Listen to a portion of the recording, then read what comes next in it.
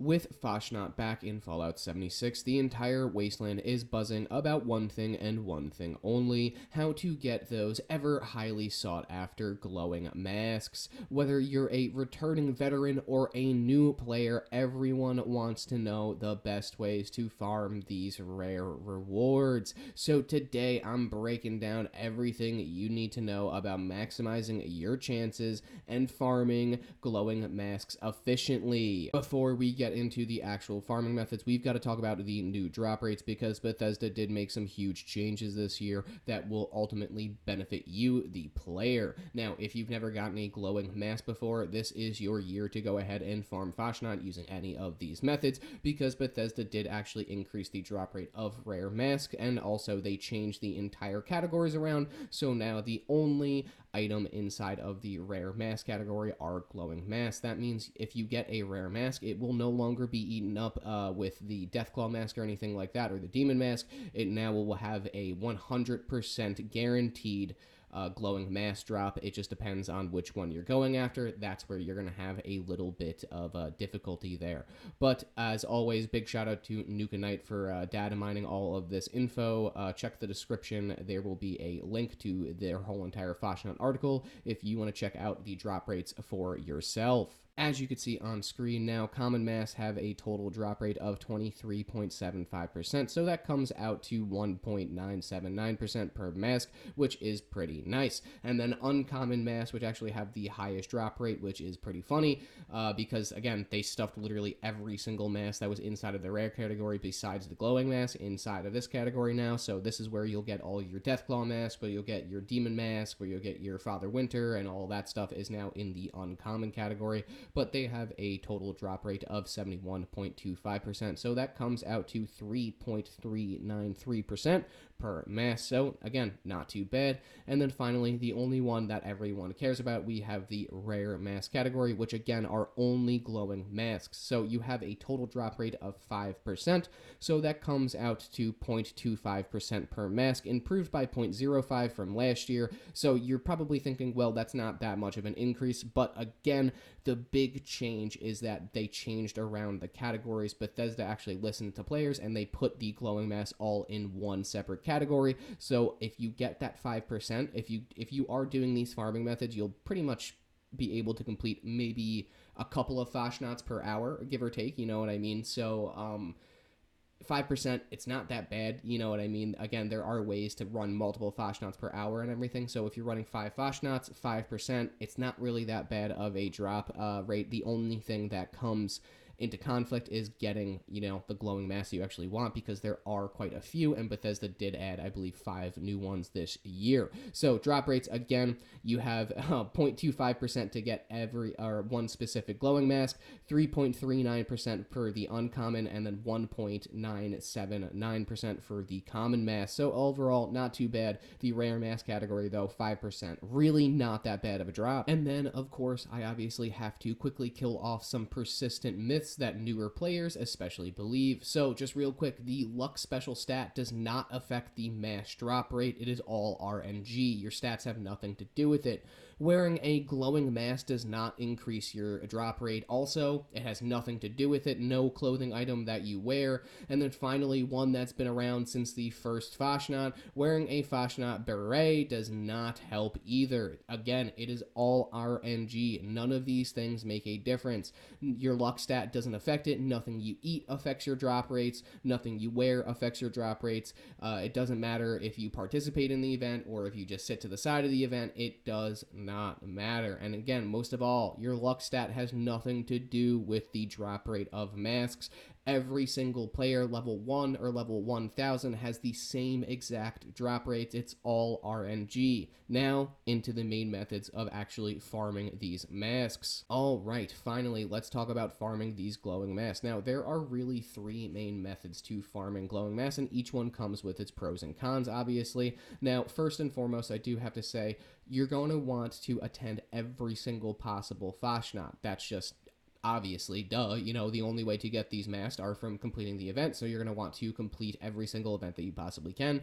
But obviously, if you're going to be away while sleeping or away while working or away at school, you're going to be away from your console or your system for a certain amount of hours per day. That's going to drastically cut into how many masks you could have, which sounds crazy to say because obviously you should be able to go out there and touch grass. But if you still want to collect all of these nice little new masks, there are some ways to do that. So like I said, there are really only 24 Fasnacht events per day because there's only 24 hours in a day. So ideally, you'll want to attend every single one of them. But if you're not a robot or just someone that doesn't go outside, don't worry. There are some ways that could actually boost your runs, even if you're short on time. All right, so the first of these actual method metas of farming that we're going to talk about is going to be event staggering / server hopping. I'm just going to combine the two of those because that's basically what you're going to be doing. It's kind of the same exact thing.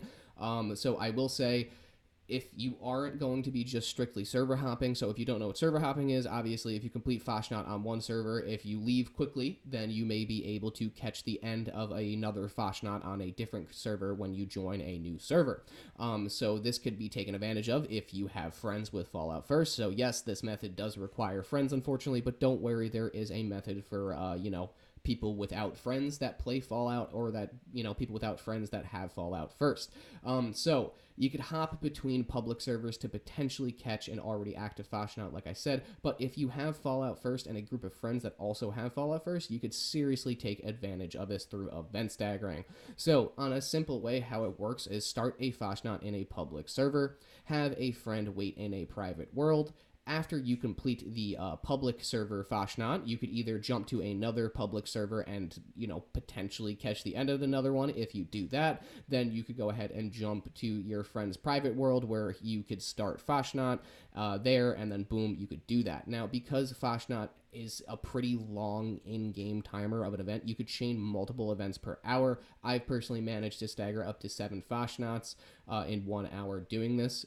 So basically, again, all you have to do is start it in a public server. If you're lucky, you can complete that one really fast if you don't wait for anyone, as messed up as that is. If you don't wait for anyone to help you with the event, you could complete that one really fast. Then you could hop to another public server, catch the tail end of that one, then jump to your friend's private world. And if your friend's in the private world and your Fasnacht is taking too long and they have to start the event, that's fine. Like I said, Fasnacht has a really long in-game timer, so you can just start that event and then have your friend just sit there for as long as it takes, because Fasnacht realistically only takes 10 minutes to complete, but it gives you a 30-minute timer, so you are good. With good timing and coordination, 4 to 5 runs an hour is extremely realistic. It does take effort and teamwork, but your glowing mask drop rates can skyrocket with this method. Again, even if you're solo and you're actually playing the game, I highly suggest that you complete one public server Fasnacht as fast as you can, then jump to another server to complete your another Fasnacht, and that's literally doubling your chances. And most of the time, if you do it like this, you will be able to get at least 2 in per hour. So that's just, again, a little way to net you an extra event or 2, which still adds up over time. Now, again, this method does require a friend. Server hopping doesn't really require any friends, but it does require you to kind of start Fasnacht as fast as you possibly can and complete it as fast as you possibly can, so you could go to another server. But if you don't have friends, or if you just don't want to do that, there's one more method for you that's a little controversial. Now, the red-headed stepchild of Fasnacht is going to be, of course, AFKing. And this is the no friends, no problem method of farming. And yeah, I know this one gets people heated, but if you work a job or just can't grind all day, this method lets you passively attend Fasnacht events while you're away. So I do understand that it is slightly annoying for some people. However, I do understand why people are doing it. I'm not telling you to go out there and do it. I am simply just saying that it is a method that you can use if you want to increase your glowing mask drops, again, while you're sleeping or while you're away at work or anything like that. But AFKing in Fallout 76 is extremely easy. All you have to do is plug in your controller to your console if you're using an Xbox or PlayStation or even a PC with a micro USB or anything like that, so the batteries don't die. You're going to want to rubber band the running joystick so your character runs into the wall basically over and over and over again. Then you're going to want to find a safe space to hide in the Fasnacht event zone. And then simply you're just going to want to set up the controller and walk away, go and live your life. Now, sometimes servers get shut down, or you can die potentially if someone comes and pushes you out of the building, or something's happened, you may get kicked from the server. So this method obviously isn't a 100% guarantee that you will be in the game 24/7, but it will at least give you an extra chance or two of maybe getting an extra mask. Now, obviously, there are some pros with AFKing and there are some cons, so let's go into those real quick. Pros, obviously, you'll attend more Fashnachts. You'll increase your odds of getting rare masks without needing to be at the controller 24/7. And again, this is the method that most people choose to use. Obviously, if you see people sitting in the corner at Fasnacht or just sitting and playing a musical instrument all day, they're away. They're AFKing. This is exactly what they're doing. And then, cons, obviously people get upset about it because you're technically taking up server space, which can slow things down, which could slow down the actual server. And then if there are too many AFK players, the event can drag on or even just straight up fail since not enough people are contributing. So if you are going to AFK, please AFK responsibly. Don't be the person who's always there and just is never helping. And obviously, if you are able to play, go ahead and play. Help people out during Fasnacht. You really, there's no point to be AFKing 24/7. I understand people have things to do, but at least, play when you're getting your dailies in, maybe. But those are kind of the main ways. Obviously, like I said, server hopping if you don't have any friends and if you don't want to AFK. Event staggering if you have Fallout First and a group of friends. And then, of course, AFKing, which is, again, the redheaded stepchild. It is a little bit controversial, and a majority of people in the Wasteland kind of hate it. And there you have it, ladies and gents of the Wasteland. We've made it to the end of another Fallout 76 video. I hope you enjoyed it, and I hope I was able to help you. Again, try to stagger Fasnacht events. It's basically the best way that you're going to be able to get these glowing masks. Just stagger the Fasnacht events between private servers with friends. If not, then maybe AFK for a little bit, and then obviously, if not, just go ahead and try and server hop. Try and complete Fasnacht as fast as you can. Server hop to a new server, and then maybe you'll catch the tail end of another Fasnacht. That's at least another way to get, an extra Fasnacht per hour. Basically, you're going to want to increase the amount of Fasnachts that you could do per hour, which can only be done by jumping to different servers, whether it's public or private. And then again, if you're feeling a little rebellious, go ahead and AFK. But most of all, make sure you go out there and have fun. And as always, I appreciate you motherfuckers for watching this motherfucking video. I will see you out there in the Wasteland. Good luck hunting down those glowing masks.